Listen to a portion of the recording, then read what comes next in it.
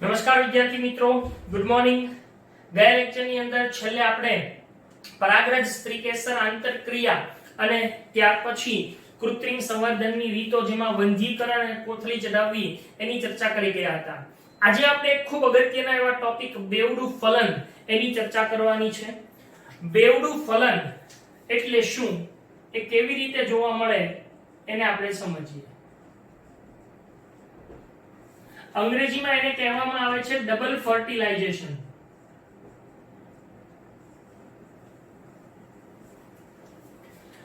હવે સામાન્ય રીતે ફલન એટલે શું એ આપણે જાણીએ છીએ કે જ્યારે નર અને માદા પ્રજનન કોષો ભેગા થાય, એનું જોડાણ થાય એને આપણે ફલન કહીએ છીએ। પણ અહીંયા આગળ શબ્દ આપ્યો છે બેવડું ફલન। એટલે તો કે અહીંયા આગળ ફલનની ક્રિયા બે વખત થતી હશે એટલે એને બેવડું ફલન તરીકે ઓળખવામાં આવે છે। નીટના પોઈન્ટ ઓફ વ્યૂ થી એક વસ્તુ આપણે યાદ રાખશું કે નેવાસ્ચીન નામના એક વ્યક્તિએ, વૈજ્ઞાનિકે, વનસ્પતિ શાસ્ત્રીએ લિલિયમ અને ફિટિલારિયા નામની વનસ્પતિમાં સૌપ્રથમ બેવડું ફલન છે એની જાણકારી મેળવી હતી। એટલે સૌપ્રથમ નેવાસ્ચીન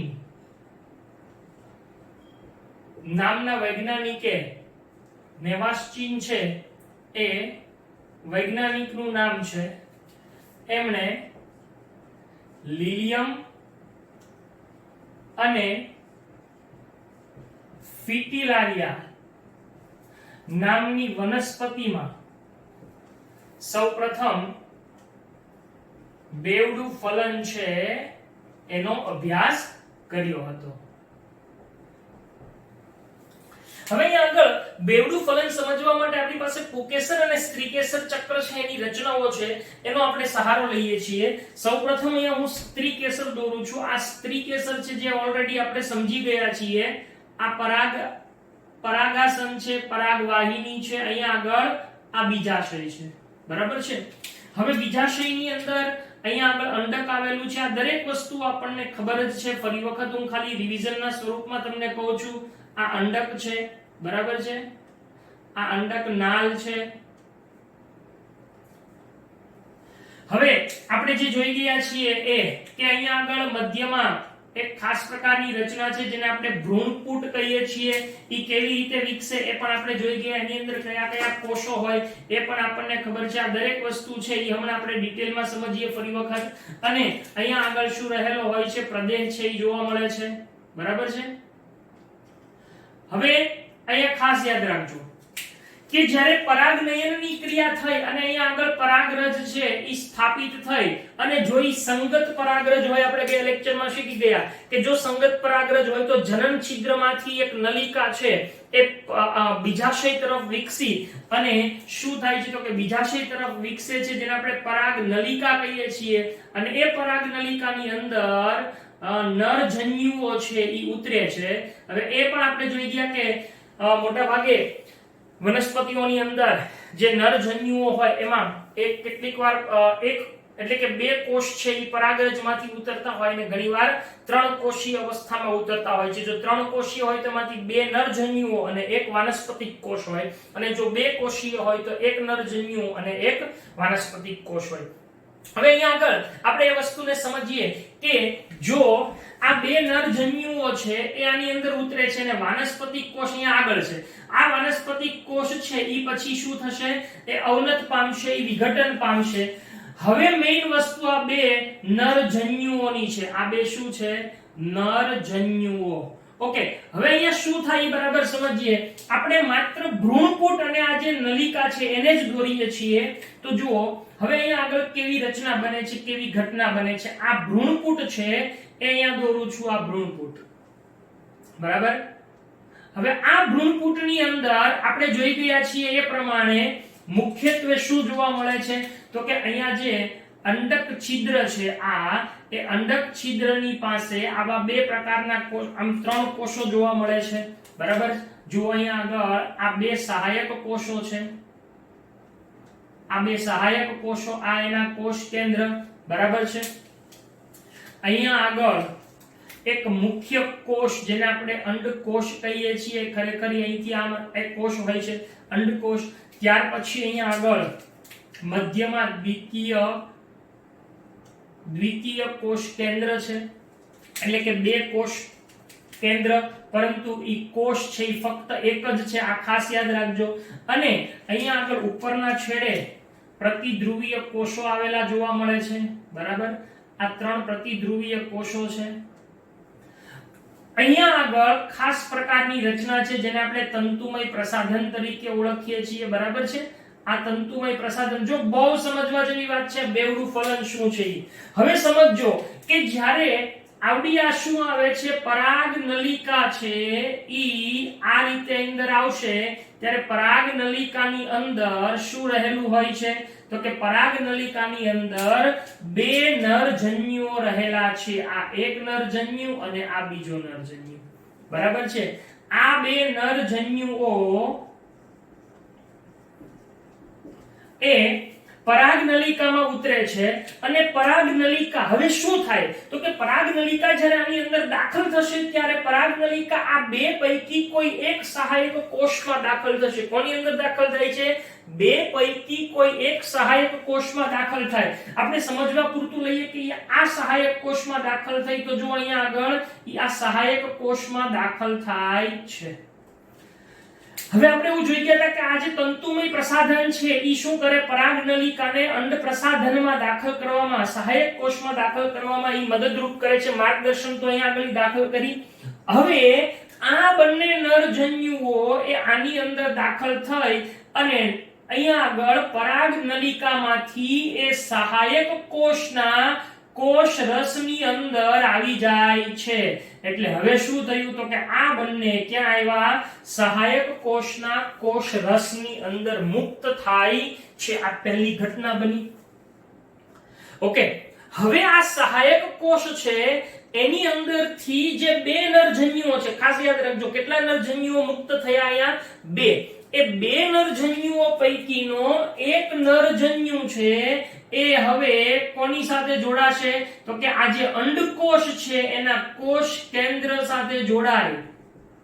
અંડકોષ છે એના કોષ કેન્દ્ર સાથે જોડાય અને અહીંયા આગળ શું થશે, તો કે અંડકોષના કોષ કેન્દ્ર સાથે જોડાશે. એટલે આની પાસે, આ બંનેની પાસે શું હશે, એકકીય હશે આ બંને, અને અંડકોષ પણ એકકીય છે. તો જો શું થશે, આ પૈકીનો એક છે નરજન્યુ આની હારે જોડાણો, એટલે અહીંયા આગળ દ્વિકીય કોષ શું બને છે, દ્વિકીય કોષ બને છે.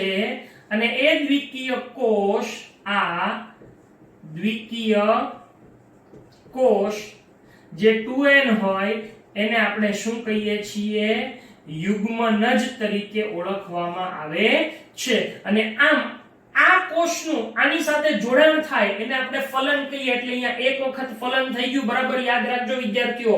ફરીથી કહું છું, શું થયું, 2 નરજન્યુઓ જ્યારે અહીંયા આવ્યા એ પૈકીનો એક નરજન્યુ એ અંડકોષના કોષ કેન્દ્ર સાથે જોડાય છે. એટલે એક વખત ફલન થયું જેને સંયુગ્મન તરીકે ઓળખવામાં આવે છે અને અંગ્રેજીમાં એને સિંગેમી તરીકે ઓળખવામાં આવે છે. તો આમ સિંગેમી એટલે કે ફલન એટલે કે સંયુગ્મન છે એ થાય છે એક વખત. હવે શું થશે, તો કે હવે અહીંયા આગળ જે દ્વિતીય કોષ છે જે યુગ્મન જ બન્યો એની સિવાય આ બીજો જે નરજન્યુ જે અહીંયા હજી દાખલ છે કોની અંદર, સહાયક કોષમાં, એ બીજો નરજન્યુ હવે આગળ ભ્રૂણપુટમાં મધ્યમાં રહેલા આ દ્વિતીય કોષ કેન્દ્ર તરફ વહન પામે છે. હવે સમજો, જો આ છે અહીંથી દ્વિતીય કોષ કેન્દ્ર તરફ વહન પામ્યો એટલે આ પોતે n છે. હા, અહીંયા આગળ શું છે, દ્વિતીય કોષ કેન્દ્ર 2n છે. તો આ આની સાથે જોડાય એટલે ફરી વખત શું બને છે, તો કે ફરી વખત એક કોષ કેન્દ્ર છે એમાં ઉમેરાય. એટલે અહીંયા આગળ શું બને છે, ત્રિકીય કોષ કેન્દ્ર બને છે. એટલે કે એને ખાસ કરીને શું કહેવાય છે ખબર છે, ત્રિકીય જોડાણ થાય છે.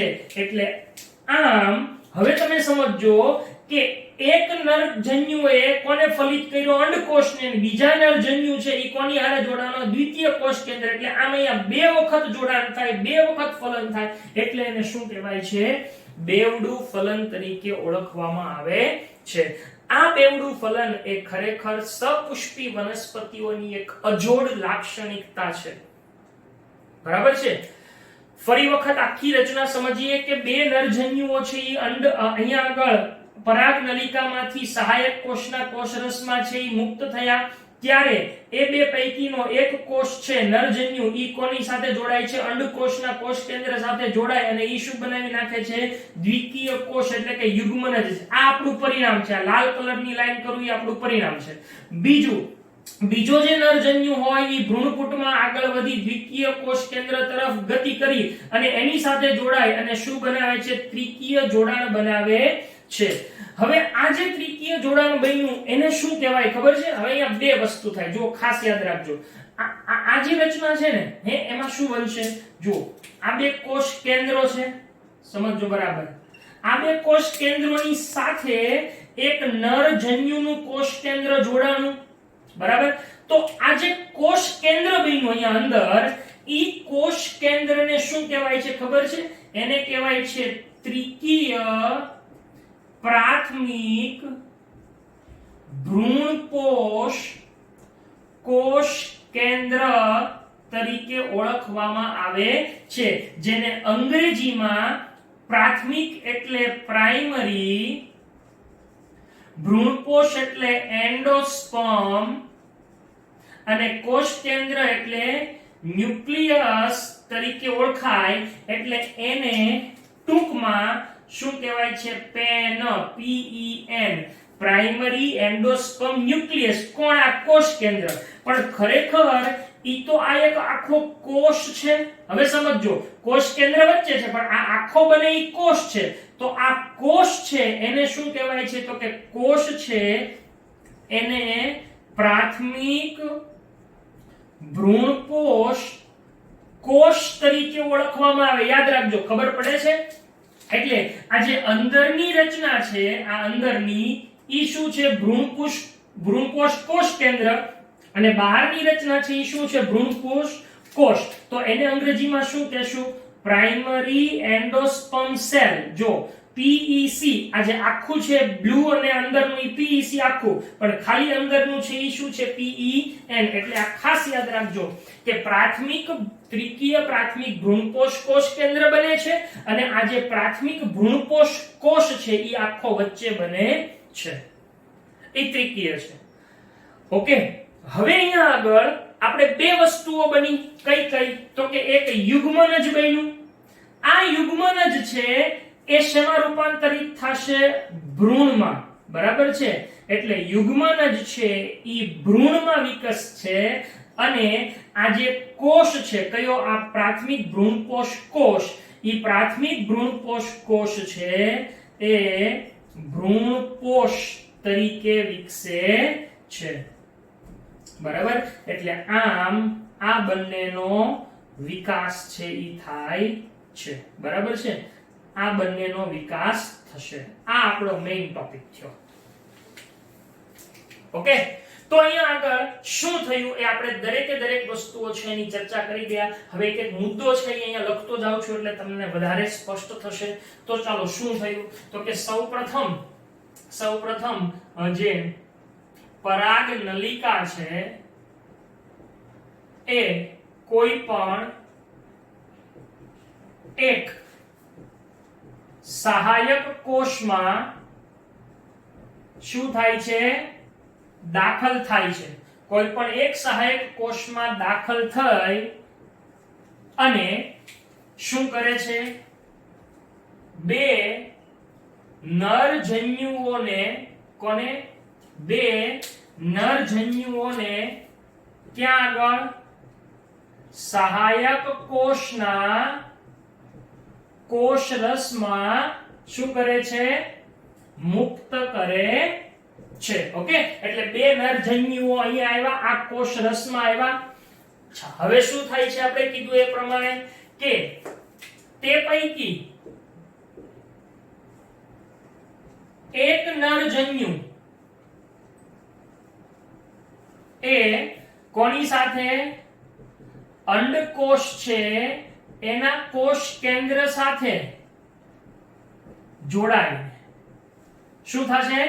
એક અંડકોષના કોષ કેન્દ્ર સાથે જોડાય અને શું બનાવશે? દ્વિકીય કોષ એટલે કે યુગ્મન જ બનાવે છે, એટલે કે જોડાય છે. ઈ ક્રિયાને શું કહેવાય છે? સંયુગ્મન, એટલે કે જેને આપણે ફલન કહીએ છીએ. એ ફલન થાય છે અને એને અંતે દ્વિકીય કોષ યુગ્મન જ છે એનું નિર્માણ થાય છે. ઓકે, આ નિર્માણ થઈ ગયું. જ્યારે બીજો નરજન્યુ એ શું થાય છે? તો કે એ નરજન્યુ એ ભ્રૂણપૂટમાં હવે કઈ જગ્યાએ? દ્વિતીય કોષ કેન્દ્ર તરફ ગતિ કરીને, અથવા દ્વિતીય કોષ કેન્દ્ર તરફ ગતિના બદલે એક શબ્દ અહીંયા લખ્યો છે પ્રયાણ કરીને, તેની સાથે જોડાય છે. તેના પરિણામે શું બને છે? તો કે તેના પરિણામે ત્રિકીય પ્રાથમિક ભ્રૂણકોષ કોષ કેન્દ્ર, જેને આપણે શું કહીએ છીએ? PEN બને છે. અને એના પરિણામે આવું જે જોડાણ થયું, આવા જોડાણને શું કહેવાય છે? ત્રિકીય જોડાણ કહે છે. અને પહેલી વાર શું થયું? ફલન. આમ ભ્રૂણપૂટની અંદર ભ્રૂણપૂટમાં સંયુગ્મન અને ત્રિકીય જોડાણ, અથવા એને ત્રિકીય સંયોજન પણ કહેવાય છે. સંયુગ્મન અને ત્રિકીય જોડાણ એમ બે ઘટનાઓ બને છે, એટલે એને શું કહેવાય છે? બેવડું ફલન તરીકે ઓળખવામાં આવે છે. અચ્છા, આ બેવડું ફલન એ કોની લાક્ષણિકતા છે? તો કે જે સપુષ્પી વનસ્પતિઓ છે એનું અજોડ લક્ષણ છે. બરાબર? બીજી વાત કે અહીંયા આગળ જે હવે મધ્યસ્થ કોષ, અને આપણે શું કહીએ છીએ? મધ્યસ્થ કોષ, કે જ્યારે ત્રિકીય જોડાણ થયું ત્યારે મધ્યસ્થ કોષ છે એ શેમાં રૂપાંતર પામે છે? તો કે મધ્યસ્થ કોષ એ હવે પ્રાથમિક ભ્રૂણપોષ કોષ, જેને આપણે શું કહીએ છીએ? PEC માં વિકસે છે, જે અંતે ભ્રૂણપોષ તરીકે વિકાસ પામે છે. એટલે આપણને અહીંયા શું મળે છે? ભ્રૂણકોષ. હવે યાદ કરો, ભ્રૂણકોષ એટલે શું? તો કે ખોરાક સંગ્રહનો અલાયદો વિસ્તાર, બીજપત્ર સિવાયનો. બરાબર છે? તો એ ભ્રૂણકોષ તરીકે વિકાસ પામે છે. જ્યારે યુગ્મન જ છે એ શેની તરીકે વિકસે છે? ભ્રૂણ તરીકે વિકાસ પામે છે. તો આમ અહીંયા આગળ બે વખત ફલન થાય એટલે એને બેવડું ફલન તરીકે ઓળખવામાં આવે છે. બીજી એક ખૂબ અગત્યની ચર્ચા, હવે નીટના પોઈન્ટ ઓફ વ્યૂ થી કેટલીક અહીંયા હું ડિસ્કશન કરું છું. આપણને આવો પ્રશ્ન પૂછાય, સમજો. પ્રશ્ન નંબર 1,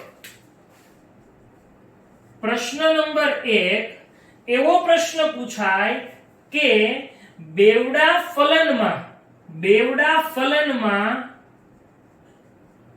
કેટલા જન્યુઓ અને કેટલા કોષ કેન્દ્રો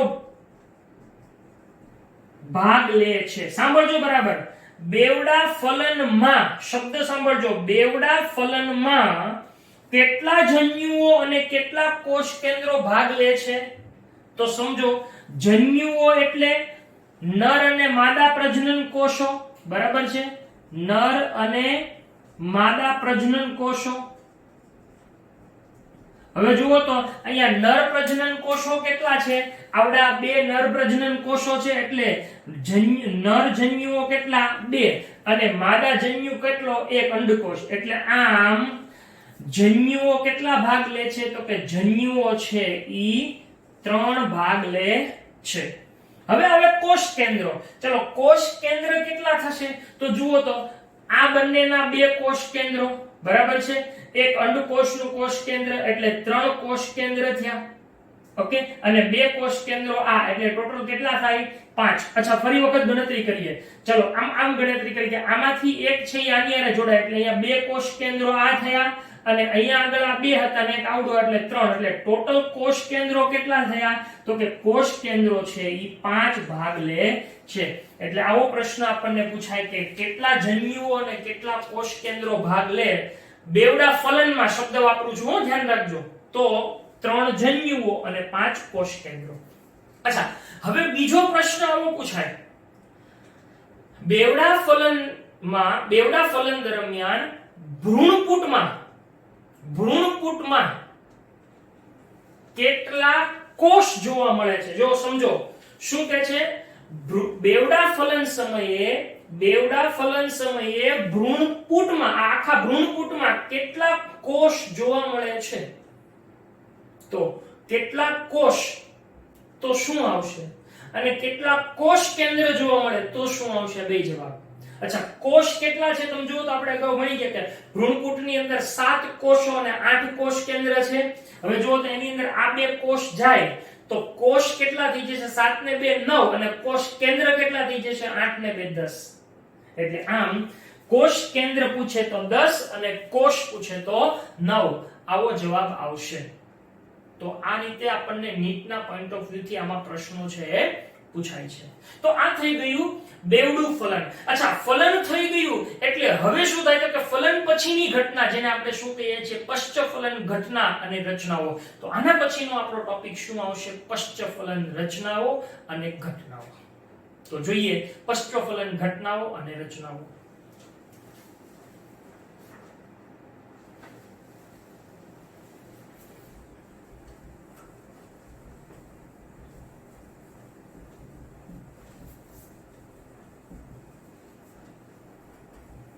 ખૂબ અગત્યની માહિતીઓ છે. આ દરેકે દરેક આ ખૂબ અગત્યનો લેક્ચર છે. આમાંથી ઘણી વખત ઘણા બધા પ્રશ્નો છે આપણને પૂછાય છે. એટલે દરેકે દરેક વસ્તુઓ છે બરાબર સમજજો. અને જો કોઈને ડાઉટ હોય તો મને ફોન કરી અને એ ડાઉટ્સ છે એ ક્લિયર કરાવી લેજો. બરાબર છે? હવે આ આકૃતિ હું એટલા માટે રાખું છું કે પશ્ચફલન ઘટનાઓને સમજવા માટે આપણે આની જરૂર પડે છે. બરાબર? તો હવે આપણે જોઈએ છીએ આપણો ટોપિક છે પશ્ચફલન રચનાઓ અને ઘટનાઓ.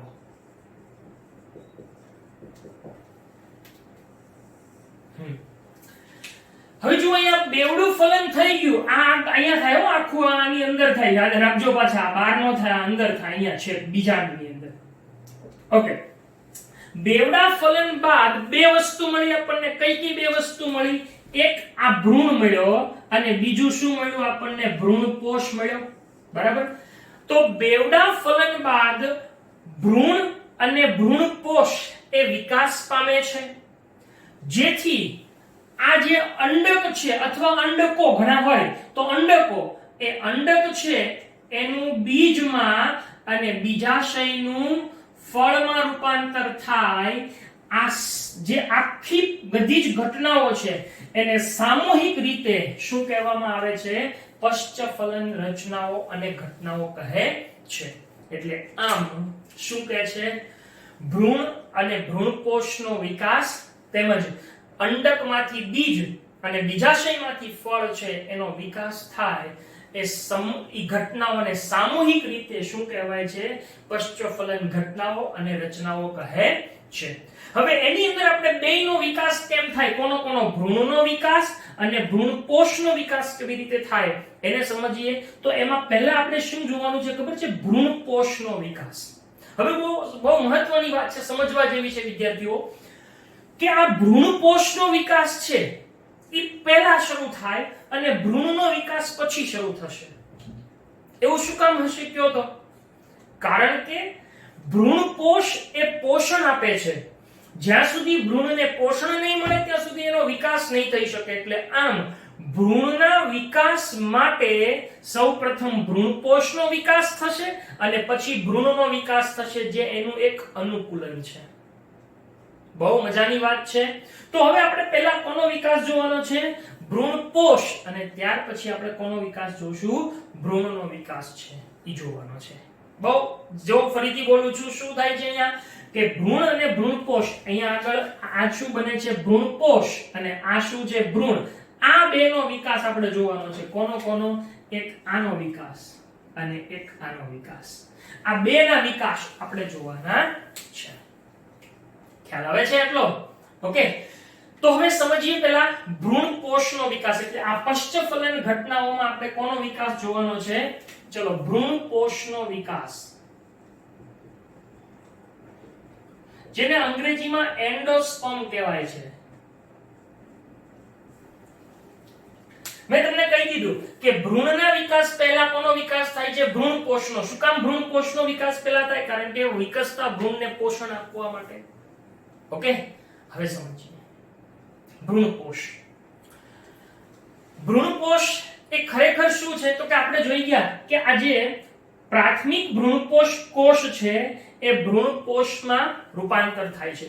પરંતુ આ ભ્રૂણપોષનો વિકાસ એ 3 રીતે થાય છે. એટલે કે એ વિકાસની 3 રીતો છે. બહુ મસ્ત વાત કરેલી છે. ભ્રૂણપોષ છે એનો વિકાસ એ કેટલી રીતે થાય છે? 3 રીતે થાય છે. ઓકે, અચ્છા, કઈ 3 રીત છે? 1, 2 અને 3 રીત. ચલો, રીત નંબર 1, જેને કહેવાય છે કોષીય વિકાસ. જો બહુ મસ્ત વાત છે હો, કોષીય વિકાસ. બીજો છે કોષ કેન્દ્રીય વિકાસ. અને ત્રીજો એક શબ્દ છે હેલોબિયલ વિકાસ. હેલોબિયલ ભ્રૂણપોષ નો વિકાસ. કઈ શ્રેણી બહુ સિમ્પલ છે? કોષીય વિકાસ અને કોષ કેન્દ્રીય વિકાસ. હવે યાદ કરો તો ભ્રૂણપોષ એટલે આવડી આ રચના થઈ, આ આખી રચના. હવે બે વસ્તુ છે, આ આખો કોષ છે ને આ અંદરનું ખાલી કોષ કેન્દ્ર છે. તો જો કોષ આખો છે એનો વિકાસ થાય અથવા માત્ર કોષ કેન્દ્ર છે એનો વિકાસ થાય. આ બે વસ્તુ જોવાની છે. તો પહેલા આપણે જોઈએ કે કોષીય વિકાસ. જે ભ્રૂણપોષ છે, આ ભ્રૂણપોષીય કોષ છે. આ કોષ આખો સમજો બરાબર હો. આ કોષ છે એ કોષ છે એનું વારંવાર વિભાજન પામે. વારંવાર એ શું કરે છે? સમવિભાજન પામશે. જો આખો કોષ સાંભળજો, કોણ? આખો કોષ છે એ વારંવાર સમવિભાજન પામી અને શું કરે છે? તો કે સમવિભાજન પામીને ત્રિકીય, કારણ કે ત્રિકીય છે, 3 કોષ કેન્દ્ર છે, ત્રિકીય ભ્રૂણપોષ પેશીનું નિર્માણ કરે છે. શું બનાવે છે? ત્રિકીય ભ્રૂણપોષ. કારણ કે કોષો ભેગા મળીને પેશી બનાવે ને, વારંવાર સમવિભાજન પામે તો ઘણા બધા કોષો બનશે. જો સમજો કે સમવિભાજન થાય તો આવા ઘણા બધા કોષો બનશે. અચ્છા, આવા ઘણા બધા કોષો છે ઈ શું કહેવાય છે? તો કે ઈ ભેગા મળીને શું બનાવે છે? ત્રિકીય ભ્રૂણપોષ પેશી બનાવે છે. આ ત્રિકીય ભ્રૂણપોષ પેશી, હવે ભ્રૂણપોષ છે તો શું છે? તો કે આ ત્રિકીય ભ્રૂણપોષ પેશી છે એના દરેક કોષો એ ખોરાક છે એનાથી સમૃદ્ધ હશે. સંચિત ખોરાકથી સમૃદ્ધ હોય છે. અને આ સમૃદ્ધ છે એ શું કરે છે? તો કે એ વિકસતા ભ્રૂણને પોષણ પૂરું પાડે છે. આવો એક પ્રકારે વિકાસ. કેટલીક વનસ્પતિઓમાં આ આખું કોષ છે એ વિકસી અને ભ્રૂણકોષ છે એ ભ્રૂણને વિકાસ આપવા માટે તૈયાર થાય છે. હવે બીજો ઓપ્શન એવું કહે છે કે ફક્ત કોષ કેન્દ્ર છે એનો વિકાસ. તો કોષ કેન્દ્રીય વિકાસમાં શું થશે? તો કે આ જે કોષ કેન્દ્ર છે, જે ત્રિકીય કોષ કેન્દ્ર છે, એ ત્રિકીય કોષ કેન્દ્ર, આ ત્રિકીય કોષ કેન્દ્ર એટલે હવે આને આખું આપણે કોષ કેન્દ્ર જ ગણશું, એક જ કોષ કેન્દ્ર છે, એ સમજી લેજો. ત્રિકીય કોષ કેન્દ્ર, આ એક આખું કોષ કેન્દ્ર છે, સમજી લઈએ અહીંયા આવી રીતે. હા, આ ત્રિકીય કોષ કેન્દ્ર એ વારંવાર વિભાજન પામશે. હવે સમજો, અહીંયા કોષો બન્યા, જ્યારે અહીંયા શું થશે, આ કોષ એમનેમ રહેશે. હવે આ કોષ એમનેમ રહેશે અને અનેક કોષ કેન્દ્રો બનાવે છે. શું બનાવે છે? અનેક કોષ કેન્દ્રો બનાવે છે. અને આ કોષ કેન્દ્રો છે એ મોટા ભાગે પરિધીય વિસ્તારની અંદર જોવા મળે છે, જેથી વચ્ચે એક મોટી રસધાની તૈયાર થાય છે. સમજો આ બરાબર શબ્દો. તો અહીંયા આગળ શું થાય, તો કે આવો જે વિકાસ છે જેની અંદર કોષ કેન્દ્રો છે એ સતત વિભાજન પામે છે અને એ કોષ કેન્દ્રો એ મુક્ત રીતે જોવા મળે છે. એની ફરતે હજી કોષનો વિકાસ નથી થયો, કોષ દિવાલનો વિકાસ નથી થયો. એટલે આવી જે અવસ્થા છે એને મુક્ત કોષ કેન્દ્રીય અવસ્થા તરીકે ઓળખવામાં આવે છે. તો મુક્ત કોષ કેન્દ્રીય વિકાસ કહેવામાં આવે છે. તો અહીંયા શું થાય છે, જે ત્રિકીય કોષ કેન્દ્ર છે એ વારંવાર વિભાજન પામીને શું કરે છે, અનેક કોષ કેન્દ્રો રચે છે, જે કોષની અંદર મુક્ત કોષ કેન્દ્રીય ભ્રૂણકોષ અથવા મુક્ત કોષ કેન્દ્રીય અવસ્થા તરીકે ઓળખવામાં આવે છે, અથવા મુક્ત કોષ કેન્દ્રીય ભ્રૂણકોષ તરીકે ઓળખવામાં આવે છે. અને ત્યાર પછી એની ફરતે શું થાય છે, કોષ દિવાલ રચાય. હવે કોષ દિવાલ સર્જાય એટલે હવે આ કોષ છે, કોષ કેન્દ્ર હતો, એની ફરતે કોષ દિવાલ રચાય એટલે એ કોષ બની જાય. એટલે આમ ફરતે કોષ દિવાલ સર્જાવાથી એ હવે ભ્રૂણ કોષમાં રૂપાંતર પામે છે. એટલે કે ભ્રૂણ કોષમાં રૂપાંતર પામે છે અને વિકસતા ભ્રૂણને પોષણ પૂરું પાડે છે.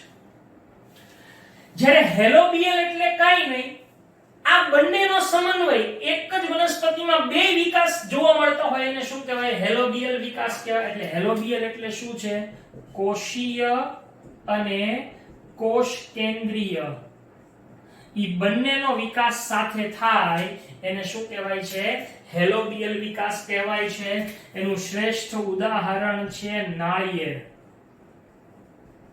ઓકે, હવે જુઓ, આપણે નાળિયેર લઈએ, આ માની લો કે આ નાળિયેર છે, બરાબર, આ નાળિયેર છે, આપણે એમ સમજી લઈએ. તો નાળિયેરની અંદર શું જોવા મળે છે, તો કે નાળિયેરની અંદર આપણને અહીંયા વચ્ચેના ભાગમાં પાણી જોવા મળે છે ને, નાળિયેર પાણી જે આપણે પીએ છીએ. એ નાળિયેર પાણી એ બીજું કંઈ નથી, નાળિયેર પાણી એ મુક્ત કોષ કેન્દ્રીય ભ્રૂણકોષ છે. હા, નાળિયેર પાણી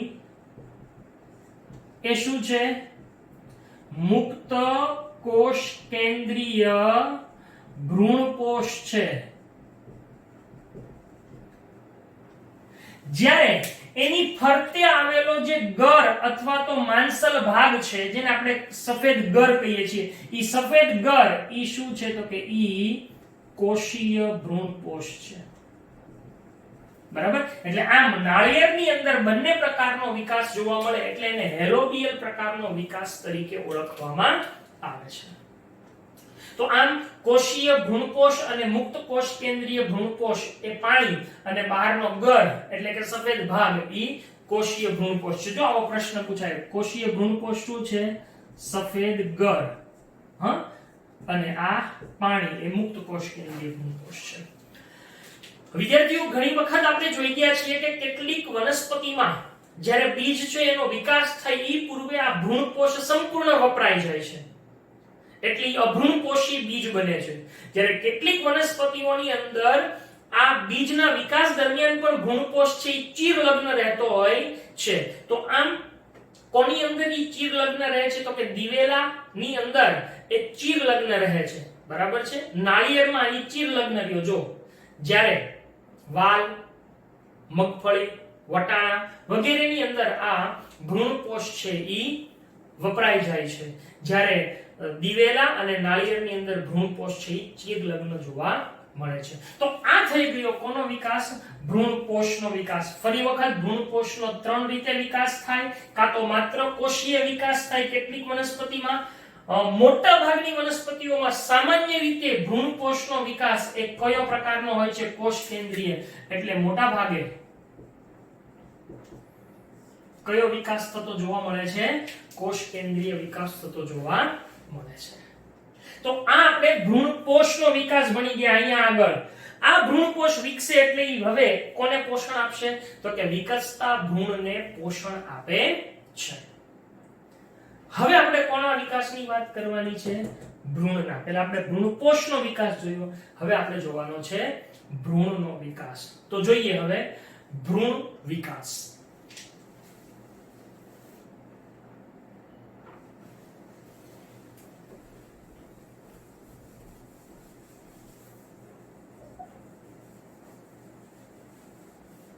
પશ્ચફલન ઘટનાઓ અને રચનાઓમાં જ આ ટોપિક છે ભ્રૂણ વિકાસ.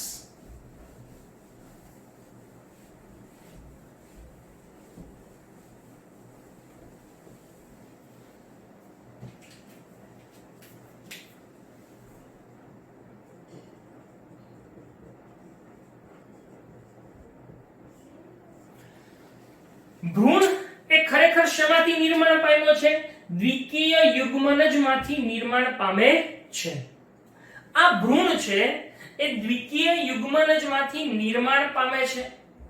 ભ્રૂણની અંદર જ્યારે ભ્રૂણકોષનો વિકાસ થઈ ગયા પછી દ્વિકીય કોષ છે એ વિભાજન શરૂ કરે છે અને આ વિભાજનને અંતે એ સંપૂર્ણપણે પુખ્ત ભ્રૂણમાં રૂપાંતરિત થાય છે. તો એ કેવી રીતે થાય એ આપણે જોઈએ. જુઓ, હવે ખાસ યાદ રાખજો કે આ જે આખો ભ્રૂણપૂટ છે એની અંદર હવે શું થશે? આ એક ભાગ છે જેને આપણે યુગ્મનજ કહીએ છીએ. આ યુગ્મનજ એ એક રહેશે ભ્રૂણકોષ. આ બધું જ વિઘટન પામે છે. સહાયક કોષો, પ્રતિધ્રુવીય કોષો, આ બધું જ છે એ વિઘટન પામે છે અને ફક્ત ભ્રૂણકોષ અને આ બે જ વસ્તુઓ જોવા મળે છે. હવે આપણે પહેલા યુગ્મનજ છે એનો વિકાસ કેમ થાય એ જોઈએ. તો જુઓ, યુગ્મનજ, હવે આ યુગ્મનજને હું અહીંયા દોરું છું. આ યુગ્મનજ છે, સમજો બરાબર. હા, આ યુગ્મનજ છે. અહીંયા આગળ આ એનું કોષ કેન્દ્ર છે. અચ્છા, હવે હું આખી ચેન આમથી આમ દોરું છું, બરાબર? અહીંથી આમ દોરીને આમ આવશું, આપણે જોતા જશું. ચલો, યુગ્મનજ છે એમાંથી શું થાય? તો કે યુગ્મનજ છે એનું સૌથી પહેલા વિભાજન થશે અને વિભાજન થાય ત્યારે એમાંથી બે કોષ બનશે. અચ્છા, હવે ખાસ યાદ રાખજો કે અહીંયા આગળ કયો છેડો છે? અંડક છિદ્રીય છેડો, અને અહીંયા કયો છે? અંડક નાળ છેડો, બરાબર? તો અંડક છિદ્રીય છેડે આનો વિકાસ થાય. યુગ્મનજનો વિકાસ ક્યાં થાય છે? અંડક છિદ્રીય છેડે યુગ્મનજ વિકસે છે. આ યુગ્મનજમાં શું થશે? તો કે યુગ્મનજ છે એનું વિભાજન થાય, કોષ વિભાજન થાય એટલે એમાંથી કેટલા કોષો બને છે? તો કે હવે બે કોષો બનાવે છે. હવે આ બહુ મહત્વની વાત છે. એ બે કોષો પૈકી છે આ અને આ. આને તલસ્થ કોષ અને આને અગ્રસ્થ કોષ તરીકે ઓળખવામાં આવે છે. તલસ્થ કોષ એ અંડક છિદ્રીય છેડા તરફ હોય અને અગ્રસ્થ કોષ છે એ અંડક નાળ છેડા તરફ હોય છે, બરાબર? તો આને શું કહેવામાં આવે છે? તલસ્થ કોષ. અને આને શું કહીએ છીએ? અગ્રસ્થ કોષ. હવે બહુ મજાની ઘટના બને છે અહીંયા વિદ્યાર્થીઓ. આનું વિભાજન શરૂ થઈ ગયું ને. કોનું? આ યુગ્મનજનું અહીંયા વિભાજન શરૂ થયું. આવડો આ યુગ્મનજ છે, આખું આયનું કોષ કેન્દ્ર. હવે તો એક જ કોષ કેન્દ્ર છે, બે ભેગા થઈ ગયેલા હોય. ઈ વિભાજન પામી અને બે કોષ બનાવ્યા. હવે આ બે કોષ બનાવે છે એ પૈકીનો જે અગ્રસ્થ કોષ છે એનું આયામ વિભાજન થાય ઊભું, અને તલસ્થ કોષ છે એનું અનુપ્રસ્થ વિભાજન થાય. આ યાદ રાખજો. શું થાય છે? આનું આયામ વિભાજન થાય અને આનું અનુપ્રસ્થ વિભાજન થાય. એના પરિણામે શું જોવા મળે? તો કે એના પરિણામે આપણને આવું જોવા મળશે કે બે તલસ્થ કોષો જોવા મળે છે. આમ, અને 2 છે ઈ અગ્રસ્થ કોષો જોવા મળે આમ. આવી જે રચના બની 4 કોષીય, આ 4 કોષીય રચનાને પૂર્વ ભ્રૂણ તરીકે ઓળખવામાં આવે છે. એટલે અહીંયા આગળ શું બની ગયો? પૂર્વ ભ્રૂણ. યાદ રાખજો બરાબર, શું થયું? પૂર્વ ભ્રૂણ બન્યો. કેવી રીતે? તલસ્થ કોષનું અનુપ્રસ્થ વિભાજન અને અગ્રસ્થ કોષનું આયામ વિભાજન થઈ અને 4 કોષ બન્યો. આ 4 કોષીય અવસ્થાને શું કહેવાય છે? પૂર્વ ભ્રૂણ તરીકે ઓળખવામાં આવે છે. હવે અહીંયાથી બહુ બીજી મહત્વની વાત ઈ સમજવાની છે કે આ તલસ્થ કોષ, આ બે તલસ્થ કોષો છે અને આ બે અગ્રસ્થ કોષો છે. એ પૈકી તલસ્થ કોષનો જે નીચેનો છેડો છે, એટલે કઈ તરફનો? અંડક છિદ્ર તરફનો જે કોષ છે એ હવે વિભાજન પામતો નથી. યાદ રાખજો, આ વિભાજન નથી પામતો, પણ આ જે ઉપર તરફનો છેડો છે, ઉપર તરફનો કોષ છે, ઈ વિભાજન પામીને 20 થી 25 કોષોનો આખો એક રચના બનાવે છે, જેને નિલંબ કહેવાય. અને આ અગ્રસ્થ કોષો છે, આ બે, ઈ અગ્રસ્થ કોષો ફરીથી આયામ વિભાજન પામી અને 4 કોષોમાં રૂપાંતર પામે છે અને આમ આવી ચતુષ્કોષીય ભ્રૂણની રચના બનાવે છે. એટલે હવે અહીંયા આખી કેવી રચના બને છે સમજો. આ કોષો છે જે ઈ ફરી વખત આવા 4 કોષો, અગ્રસ્થ કોષો છે ઈ બનાવે છે. બરાબર, આવા 4 અગ્રસ્થ કોષો બન્યા. બીજો, આ જે નીચેનો કોષ છે તલસ્થ કોષ, આ એ વિભાજન પામતો નથી, પણ વચ્ચે છે એ અહીંયા આગળ 20-25 કોષોની આખી રચના તૈયાર થાય છે. બરાબર છે. અને આ આખું કોની અંદર જોવા મળે છે? આવું જે વિભાજન છે એને કેપ્સેલા પ્રકારનો ભ્રૂણ વિકાસ કહેવાય છે. શું છે? કેપ્સેલા. કારણ કે આપણે જોઈ ગયા, જુઓ, વનસ્પતિઓ બે છે ને, સપુષ્પીમાં એકદળી છે અને દ્વિદળી છે. બંનેની અંદર જે ભ્રૂણ જનનની ક્રિયા થાય છે, ભ્રૂણ વિકાસની ક્રિયા, એ સરખી જ છે શરૂઆતની અંદર, પણ ફેર છે ઈ પછીના વિકાસની અંદર જોવા મળે છે. તો અત્યારે આપણે જે જોઈએ છીએ ઈ કેપ્સેલા પ્રકારનો ભ્રૂણ વિકાસ, એટલે કે કોની અંદરનો ભ્રૂણ વિકાસ? દ્વિદળી. આજે હું વાત કરું છું એ બધી કોની અંદર છે? દ્વિદળીનો ભ્રૂણ વિકાસ છે. ઓકે, આ બધા એના કોષ કેન્દ્રો છે. અને અહીંયા નીચેનો કોષ જે હવે વિભાજન પામતો નથી, એ આવો મોટો કોષ છે. બરાબર, એને તલસ્થ કોષ તરીકે આપણે ઓળખીએ છીએ. તો આ જે 4 છે ઈ શું છે? તો કે 4 અગ્રસ્થ કોષો છે. આ બધાને શું કહેવાય છે? નિલંબ કહેવાય છે. અને આને શું કહેવાય છે? તલસ્થ કોષ તરીકે ઓળખવામાં આવે. ફરીથી કહું છું, તલસ્થ કોષ અંડક છિદ્રીય તરફ હોય અને આ છે ઈ અંડક નાળ છેડે હોય છે. હવે શું થાય છે? તો કે હવે આ અગ્રસ્થ કોષો છે એનું સતત વિભાજન થઈ અને એ બહુ મોટો સમૂહ બનાવે છે, જેને હવે ગોળાકાર ભ્રૂણ કહેવામાં આવે છે. એટલે યાદ રાખજો, પૂર્વ ભ્રૂણ, એના પછીનો અવસ્થા એ કઈ આવશે? ગોળાકાર ભ્રૂણ બને છે. બરાબર, આવી રીતે ગોળાકાર ભ્રૂણ બનશે. આ એના કોષો છે બધા. હવે આ બધા વિભાજન પામી અને આવી રીતે ગોળાકાર ભ્રૂણ બનાવે છે. આ ગોળાકાર ભ્રૂણમાં નીચે આ નિલંબના કોષો છે, યાદ રીતે આપણને જોવા મળશે. અને નીચે શું જોવા મળશે? એક તલસ્થ કોષ છે એ જોવા મળશે. આ બધાના કોષ કેન્દ્રો દર્શાવવા પડે. બરાબર છે. આ આખી કઈ રચના છે? તો કે આ ગોળાકાર ભ્રૂણ છે અને નીચે છે એ પાછો આ તલસ્થ કોષ છે. તો આને આપણે શું કહીએ છીએ? ગોળાકાર ભ્રૂણ કહેવામાં આવે છે. હવે આ ગોળાકાર ભ્રૂણમાંથી હજી એ વિભાજન પામી અને હવે હૃદય આકારનો ભ્રૂણ બનાવે છે. તો એ હૃદય આકારનો ભ્રૂણ આવી રીતે જોવા મળે છે.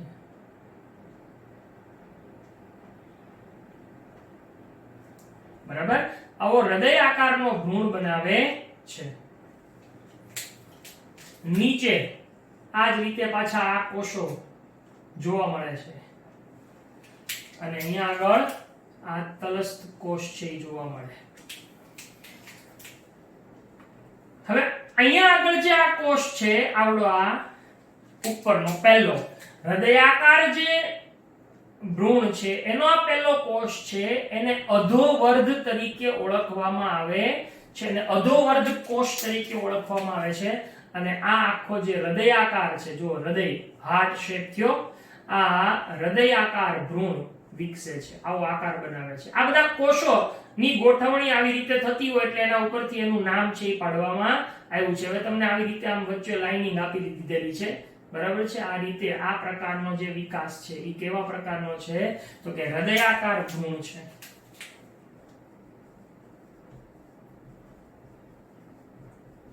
ઓકે આમ હૃદયાકાર ભ્રૂણ બને છે આ હૃદયાકાર ભ્રૂણમાંથી અંતે શું બને છે તો કે પુખ્ત ભ્રૂણ બને છે અને એ પુખ્ત ભ્રૂણ આપણને આવું જોવા મળે છે આ પુખ્ત ભ્રૂણ એ આ રીતે આપણને જોવા મળે જેની અંદર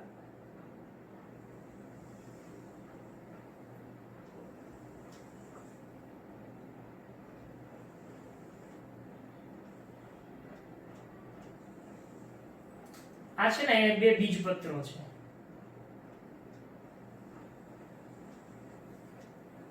બરાબર આ રીતે આપણને જોવા મળે છે લો હવે આ બધા જ કોષો છે આ બધા કોષોની આવી ગોઠવણી છે અહીંયા હું આ રીતે દોરીશ તમને ઝડપથી બરાબર દર્શાવવા માટે આ બધા શું છે કોષો છે આ બે બીજપત્રો છે ઉપરનો છેડો છે એને ભ્રૂણાગ્ર કહેવાય છે નીચેનો છેડો છે એ ભ્રૂણ મૂળ તરીકે ઓળખાય છે કારણ કે આપણે વિકાસ છે એની પ્રક્રિયા તમે 11 માં ભણી ગયા છો કે કેવી રીતે ભ્રૂણ મૂળ અને ભ્રૂણાગ્ર છે એ જોવા મળે છે જેમાંથી પ્રકાંડાગ્ર અને એટલે પ્રકાંડ અને મૂળ તંત્રનો વિકાસ થતો હોય બરાબર છે તો આ આખી રચના આ પુખ્ત ભ્રૂણની છે આ કોની છે પુખ્ત ભ્રૂણ બરાબર એની અંદર પણ આપણને આવી રીતે આમ લાઇનિંગ છે એ બધી આપી દીધેલી છે આ રીતે કોષો આ બધા કોષો જ હોય છે બરાબર છે ઓકે આ ઓકે આ રીતે શું જોવા મળે છે આ બધા કોષો આ પુખ્ત ભ્રૂણ છે લો તો આમ આ શું જોવા મળે છે અંતે પુખ્ત ભ્રૂણ જોવા મળે છે અચ્છા હવે એની અંદર આ ભાગ છે એને શું કહેવાય છે ભ્રૂણાગ્ર અને આ છે એને શું કહેવાય છે ભ્રૂણ મૂળ અને આ બે વિકસે એ હશે બીજપત્રો તો આમ અહીંથી શરૂ કરીને આ જે આખો વિકાસ છે એને કેપ્સેલા પ્રકારનો એટલે કે દ્વિદળીનો ભ્રૂણ વિકાસ કહેવામાં આવે છે તો દ્વિદળીના ભ્રૂણ વિકાસમાં આ પ્રકારે કયા કયા અવસ્થાઓ પૂર્વ ભ્રૂણ ગોળાકાર ભ્રૂણ હૃદયાકાર ભ્રૂણ અને છેલ્લે પુખ્ત ભ્રૂણ છે એ જોવા મળે છે જ્યારે એકદળીનો જે ભ્રૂણ વિકાસ છે ખાસ કરીને ઘાસનું જે કુળ છે એની અંદર બીજપત્ર એક દળીમાં બીજપત્ર એક જ હોય આમાં બીજપત્રો બે છે એક દળીમાં બીજપત્ર છે એક જ હોય બરાબર બીજું કે અહીંયા આગળ નીચે આના ભ્રૂણ મૂળની નીચે શું જોવા મળે મૂળ ટોપ જોવા મળે છે જે રક્ષણ કરે છે મૂળ ટોપ છે મૂલાગ્રમાં હવે અહીંયા આગળ જે એક દળી છે એની અંદર શું જોવા મળે તો કે એક દળીની અંદર મુખ્યત્વે એક જ બીજપત્ર હોય છે અને એમાં ઘાસના કુળનું જે એક બીજપત્ર હોય જે ભ્રૂણધરીની બીજી બાજુએ જોવા મળે છે જેને વરુથિકા તરીકે ઓળખવામાં આવે છે હવે અહીંયા આગળ કેવું જોવા મળે જો આ હવે હું જે દોરું છું ફક્ત એક દળીની વાત છે હા આ કોની વાત છે એક દળી આ કોની વાત હતી દ્વિદળી તો એક દળીની અંદર કેવું જોવા મળે છે ખાસ એ આવું જોવા મળે છે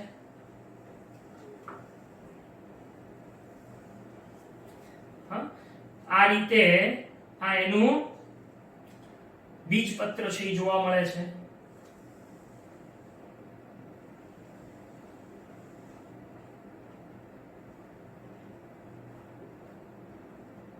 આ એક બીજપત્ર જેને વરુથિકા તરીકે ઓળખવામાં આવે છે. હવે જો અહીંયા ખાસ યાદ રાખજો કે અહીંયા આગળ આ પ્રકારે એની અંદર આપણને ભ્રૂણ છે વિકસતો જોવા મળે છે.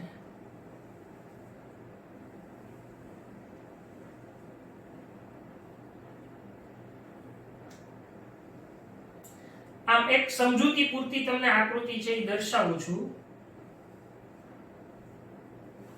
બરાબર.